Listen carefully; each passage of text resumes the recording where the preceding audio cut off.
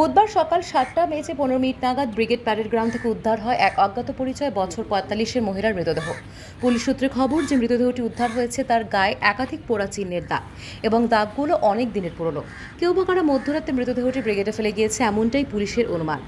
যে মৃতদেহটি ফেলে রাখা গেছে সেটি অন্তত ১ থেকে ২ দিন আগে বলে পুলিশের অনুমান। সকালে ময়দানে আসা প্রাতঃভ্রমণকারীরা প্রথমে মৃতদেহটি দেখতে পান এবং তারপর ময়দান থানায় খবর দেন। ইতিমধ্যেই লালবাজারের গোয়েন্দা বিভাগ শাখা এবং ময়দান থানা ঘটনার তদন্ত শুরু করেছে। খতিয়ে দেখা হচ্ছে পার্ক স্ট্রিট থেকে ব্রিগেডগামী রাস্তার সমস্ত সিসিটিভি ফুটেজ।